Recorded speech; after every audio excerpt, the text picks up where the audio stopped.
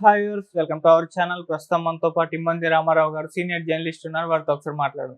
Sir నమస్కారం sir. నమస్తే.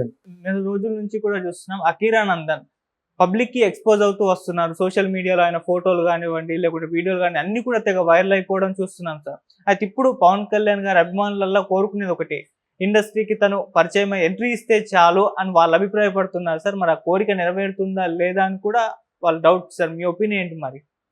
ఇక్కడ అఖీరానందన్ వెనుక ప్రధానంగా చిరంజీవి గారు ఉంటారండి. ఎందుకంటే కొణిదెల వారి కుటుంబం మెగా ఫ్యామిలీ. అంటే ఈరోజు రామ్ చరణ్ ఎలాగైతే పాన్ ఇండియా స్టార్ అయ్యాడో, తమ్ముడు కొడుకు కూడా పాన్ ఇండియా స్టార్ కావాలని కోరుకునే వ్యక్తుల్లో ప్రధానమైన వ్యక్తి చిరంజీవి. రెండవది, బాబాయ్ అంటే ప్రాణాలు ఇచ్చే రామ్ చరణ్ కూడా నిర్మాణ బాధ్యతలు ఆయనే చూసుకుంటాడు. దర్శకుడిని ఎంపిక చేసేది కూడా ఆయనే చూసుకుంటాడు. ఇక ఎంట్రీ ఎప్పుడు ఎలాగ ప్రారంభం అన్నది పవన్ కళ్యాణ్ చూసుకుంటాడు. ఎంతవరకు పెర్ఫెక్ట్గా ఉన్నాడు, ఇంకేమైనా నేర్చుకోవాలా, అదనంగా ఇంకేమైనా నేర్చుకోవాలా, ఇండస్ట్రీలో ఉన్నటువంటి పోకడ అంతా కూడా రేణు దేశాయ్ చెప్తుంది మాట. అలా కాబట్టి అంత పెర్ఫెక్ట్గా తయారయ్యాడు.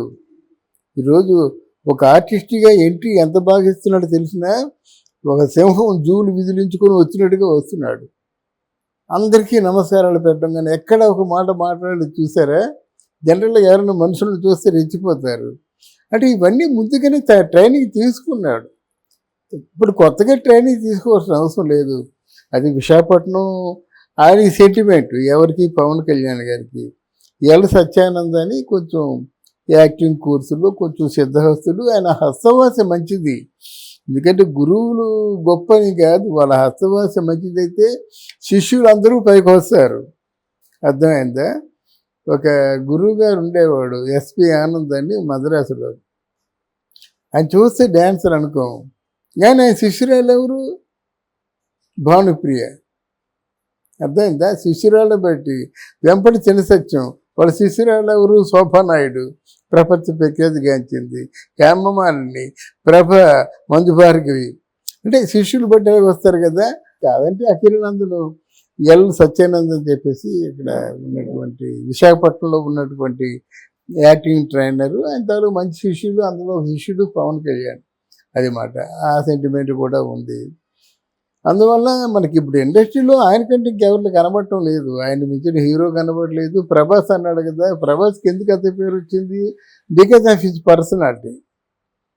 పర్సనాలిటీ వల్లే పేరు, అంత బాగా పేరు వచ్చింది అన్నమాట. అట్లాంటి పేరు ఈయనకు కూడా రావచ్చు. కానీ ఇదంతా ప్రీ ప్లాన్డ్గా జరుగుతుంది అనుకోవచ్చు. సరిగ్గా ఎలక్షన్ ముందు, ఫలితాలు వచ్చే ముందు తీసుకొచ్చాడు. అక్కడిని సరే దిగవలసిన సమయంలోనే దిగాడు. ఇంకా అక్కడి నుంచి తిప్పుకుంటున్నాడు. గుళ్ళు, గోపురాలు, మనుషులు వీళ్ళందరి దగ్గరికి కూడా తిప్పుతున్నాడు. తర్వాత ఏమో అక్కడ అఖీరానందన్కి, అన్నా లెజినోవాకి ఏ పొరపచ్చాలు లేకుండా సొంత బిడ్డని చూసుకున్నట్టుగా ఆవిడ చూసుకుంటుంది. ఒక భాష తెలియని వ్యక్తి కొడుకు అనే భావంతో చూసుకోవడం గొప్ప విషయం కదా. అయితే అంతా బాగానే ఉంది. కథ సమాప్తం అయ్యేసరికి మళ్ళీ ఏదో చిన్న చిన్న ట్రోలింగ్స్ అవి వస్తాయి. అంత పట్టించుకోవాల్సిన అవసరం లేదు. ఇక్కడ పవన్ కళ్యాణ్ అభిమానులు కూడా ఆలోచించుకోవాలి. బట్ అంత బాగుంది. కానీ రేపటికి సూపర్ హీరో ఎవరంటే అఖీరానందన్ అని చెప్పుకోవాలి. అంటే సార్, ఇప్పుడు పవన్ కళ్యాణ్ గారు పొలిటికల్ గా ఫుల్ బిజీ అయిపోతే ఆ ప్లేస్ ని భర్తీ చేయాలి కాబట్టి అది అఖీరానందన్ చేయగలుగుతారంటారా సార్? అంటే ప్లేస్ని భర్తీ చేయడం ఉండదు ఇక్కడ. ఇప్పుడు పవన్ కళ్యాణ్ చిరంజీవి ప్లేస్ని భర్తీ చేశాడా? ఆయన మించిపోయాడు కదా. అసలు ఆయనకి ఏమి కంపేర్ చేయకూడదు. ఆయనదో ట్రెండ్, ఈయనదో ట్రెండ్. కనుక ప్లేస్ని ఎవరు భర్తీ చేయరు. ఇప్పుడు ఇట్లాంటి ట్రెండ్ సెట్టర్స్ చిరంజీవి ప్లేస్ని ఎవరు భర్తీ చేయలేరు. ఎన్టీ రామారావు ప్లేస్ని భర్తీ చేయలేరు. శోభన్ బాబు ప్లేస్ని భర్తీ చేయలేరు. అలాగే ట్రెండ్ సెట్టర్స్ ఉంటే ఇంకొకరు వచ్చి పవన్ కళ్యాణ్ ప్లేస్ని భర్తీ చేస్తారా? చేయలేరు. అంటే వాళ్ళ స్టైల్లో వాళ్ళు యాక్ట్ చేసి ప్రపంచం అందరికీ దగ్గర కావచ్చు. కానీ ప్లేసుల్ని భర్తీ చేయడం ఏమి ఉండదు. రాజకుమార్ పోయాడు, ఇద్దరున్నారు. ఇంకొక ఆయన కూడా పాపం కాలం చేశారు. ఆ రాజకుమార్ ప్లేస్ భర్తీ చేయలేదు. వాళ్ళకి బ్రహ్మాండంగా నీరాజనాలు పడుతున్నారు. అలా చేసుకుంటారు అన్నమాట. దీనికి రాజకీయాలు తప్పదు. 5 శాఖలు తీసుకుంటా చేయొద్దండి. ఇప్పుడు శాఖలు తీసుకోవడంతో సరికాదు కదా. వాటర్ తీసుకున్నాడు, వాటర్ రాకపోతే అడుగుతారుగా. ఇప్పుడు ఇన్ఫర్మేషన్ టెకం దాని అదేమిటిది, తర్వాత పంచాయతీరాజ్, గ్రామీణాభివృద్ధి, వాటర్ వర్క్స్, ఇంకే పర్యావరణం. సో మొత్తం మెయిన్ శాఖలన్నీ తీసేసుకున్నాడు. నన్ను అడిగితే అన్ని శాఖలు తీసుకోవాల్సిన అవసరం లేదు. ఒకటో రెండో శాఖలు తీసుకొని దాంట్లో తన ప్రయోజకత్వం నిరూపించుకొని అదనంగా శాఖ తీసుకోవచ్చు. అది లేదా శాఖలు తీసుకున్నారంటే ముందు ముందు ఆయన ఎవరికైనా ప్రామిసులు తీసుకుంటే మంత్రివర్గ విస్తరణ ఉండదు కనుక సహాయ మంత్రిగా వాళ్ళని అకామిడేట్ చేయొచ్చు. కొంతమంది మాట ఇచ్చుంటాడు కదా. ఏది ఏమైనప్పుడు కూడా పవన్ కళ్యాణ్ ఎవరెవరికి మాట ఇచ్చాడో ఆ మాటలు నెరవేర్చుకోవాలి. అందులో అఖిలానందన్ ఫస్ట్ ఉంటాడు, వర్మ గారు ఉంటారు, జనసేనలో బాగా సీనియర్స్ ఉంటారు. వీళ్ళందరికీ ఉండాలి కదా. 10 సంవత్సరాలు ఏమి జీతం భత్యం లేకుండా తిరిగారు కదా వాళ్ళని. ఇప్పుడు సేనని సమకూర్చుకోవడం ఒక ఎత్తు అయితే సేనని మెయింటైన్ చేయాలి. సేనని ఇప్పుడు ఇంత గొప్ప సేన మళ్ళీ కుదరమంటే కుదరదు. ఆయన మీద ప్రేమ కొద్దీ ఉన్నారు. ఇప్పుడు అలా ఎదురు చూస్తారు. మమ్మల్ని మర్చిపోతారా పవన్ కళ్యాణ్ అని వాళ్ళు సాటిస్ఫై చేయాలి. అది సార్ ఇప్పుడు మరి అభిమానుల కోరిక ఎప్పుడు నెరవేరే ఛాన్స్ ఉందంటారు సార్? ఇంకొక 1-2 years లో చూసుకోవచ్చా? 1-2 years ఎందుకండి, ఈ సంవత్సరం అవుద్దండి. పవన్ కళ్యాణ్ తాలూకు ఆ సినిమాలు పూర్తయిపోతే వెంటనే ఆయనే పరిచయం చేస్తాడు. ఆ సినిమాలు ఉన్నాయి కదా, హరిహర వీరమల్లు ఇంచుమించు పూర్తయిపోయింది. ఓదో మన దాని పేరు ఓది ఉంది కదా, అది ఒకటే కొంచెం ట్రబుల్ ఇచ్చేది. ఉస్తాద్ భగత్ సింగ్ కూడా పర్వాలేదు. హరిహర వీరమల్లుకు ప్యాచ్ వర్క్ ఉంది. ఇవన్నీ వర్కులు చేసుకోవడం ఏముంది, దానికి రాత్రులు చేయడం ఎలాగ అలవాటు కానీ రాత్రులు చేసుకుంటాడు షూటింగు. ఏదో పెద్ద బ్రహ్మ పదార్థం లాగా వీళ్ళు టార్చ్ లైట్ వేసి చూస్తున్నారు. కానీ మిగతా సినిమాలన్నీ అలాగే పూర్తి చేశాడు. అంటే రోజు వెళ్ళి బడిలోకి వెళ్ళిపోయి కూర్చున్నట్టు కూర్చోవడం కాదు కదా. సెక్రటరీస్ ఉంటారు, అక్కడి నుంచి ఏ మండలానికి ఆ మండలం నుంచి వాళ్ళ అధికారులు వస్తారు, కలెక్టర్స్ వస్తారు. వాళ్ళు వాళ్ళ ఫీడ్ ఇవ్వాలి కదా.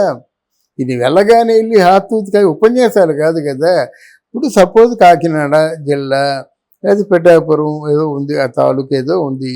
ఆ తాలూకాలో ఎంఆర్ఓలు వీళ్ళందరూ వస్తారు, వచ్చి ఫీడ్ ఇస్తారు. డిప్యూటీ కలెక్టర్ ఆర్డీఓ వస్తాడు, ఫీడ్ ఇస్తారన్నమాట. దాని మీద కదా పోట్లాడతాడు. తర్వాత ప్రజల తాలూకు కంప్లైంట్లు ఎన్ని విరుద్ధంగా ఉన్నప్పుడు అటు వాటిని తీసి అడుగుతాడు.